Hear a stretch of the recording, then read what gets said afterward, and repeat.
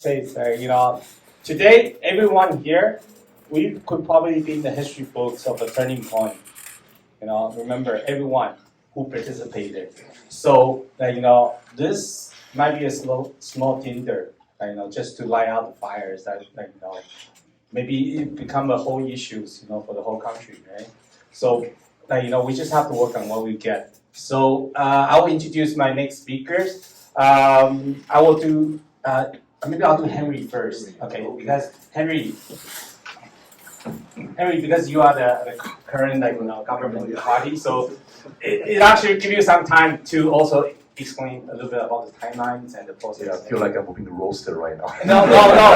Like this is a friendly. Okay, just a reminder for everyone. So everybody had your tomatoes, right? Yeah, there's no flat back here today. We all come together. We try to find out solutions for the problems, right? So, of course, before starting, my name is Henry Yao. I'm the MLA for Richmond South Center. I want to take this opportunity to express gratitude to the host, reminding us that we're trying to keep partisanship out of this picture. So I will do my best to keep partisan stuff out and really focus on the whole engaged community. For starter, I want to acknowledge our traditional city land of a masculine, Guan, Tuas, and Coast Salish people. I want to thank them for us to live, work, and play on ancestral land. It's important for us to recognize that, unfortunately, Indigenous Canadians are overly represented in both penal system, addiction issue, mental health issue, and of course trauma that's happening in our community. And we are looking for a way to really connect and work with them. First thing first, I want to echo, I'll keep my speech short to make up for Chak's long speech, because we know we all love hearing from Chak. Great speech, I want to thank him for that. I know Chak did a phenomenal job leading the community to really engage in a democratic manner.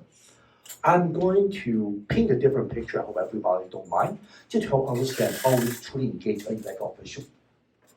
First thing first, as an MLA, we have to look at the whole province. We no longer just simply look at Richmond. We no longer simply look at Vancouver Island. We have to look at the whole province. Different regions have different challenges and different aspects. And of course, when we're coming back to Richmond, every argument has two sides. You will hear people come arguing with you, and of course, when you have city councillors, they probably also hear voices from the other side as well. So nothing's ever one single-sided.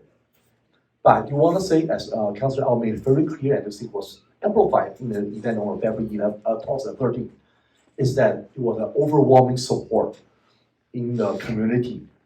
Councillor Al's effort trying to address the safe consumption side issue. But for starter, I want to say our government's position never changed, and consistently remained the same. We want to save life, we want to help people, and we want to listen to the community, and we want to address an issue regionally accordingly. It means we need to listen to doctors, we need to listen to researchers, we need to listen to the experts. We also need to listen to the community.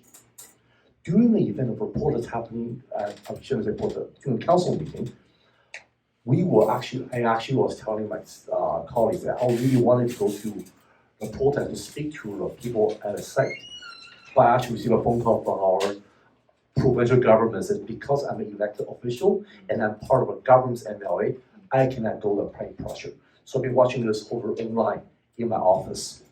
Everything we've been hearing, everything we've been listening to, being passing on to our previous office to keep them updated. That's the importance of having an elected official stay engaged of what's responsible to listening to you. I want to emphasize that as an important factor. I also want to remind everybody, when you speak to elected officials, do your homework, understand the facts, and understand different challenges. I think one of the things that really come together is people said, we care, we understand, we want to be helpful, but there are certain concerns about your motion that scares us, and you have not reassured us at all. And we don't even know why you brought it up. And I think those are important factors when introduced by different presenters to remind the city council, I hope you don't mind me, Councillor, I'll put you on the spot again, that something deeper needs to be communicated. Public need to be better aware, and need to be reassured. You are the voters.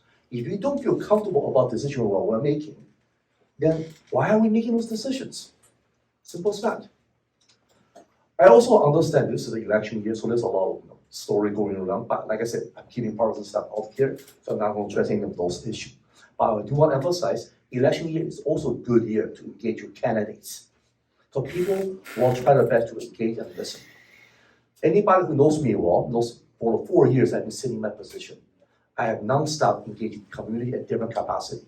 I think as many events I can, going into a conversation we can, I'm running all kind of roundtable whenever I can, to making sure we continue to have good, healthy dialogue. And there's one thing I will say to everybody. I cannot promise you result, but I promise you I will listen, I will hear you out, and will explore options. Every casework, every concern, every campaign coming to my office will have a similar issue. And when we're in Victoria too, our breakfast, lunch, dinner is always packed with lobbyists who want to express their concern too. They want to talk to us about different issues as well. So I just want to take this opportunity to take all the partisanship away. It doesn't matter who gets elected, it's important for them to listen. And I hope that whoever's sitting in the seat right now, who's actually elected, has earned your trust by listening and engaging you. But I also want to emphasize one thing. There's also talking about two sides of every argument. Every time when something is brought up to someone's attention, there's always multiple sides of argument happening at the same time. We need to continue to have a good, healthy dialogue, stay calm, address the issue, have a conversation with experts, have a conversation with our doctors, have a conversation with researchers, and really ask, what can we do in the best interest of British Columbians? And I'll say this right now. They are BC United, BC Conservative, BC Green, all joining us here today. And I sincerely hope, and I do have faith that what I believe is true. Whether we have different ideology or not, we're here to serve, and we choose here to be serving. So when you see an elected official or candidates coming to you asking for your confidence, really ask yourself, has the elected official or person who's a candidate been serving the community, been engaging you and listening to you?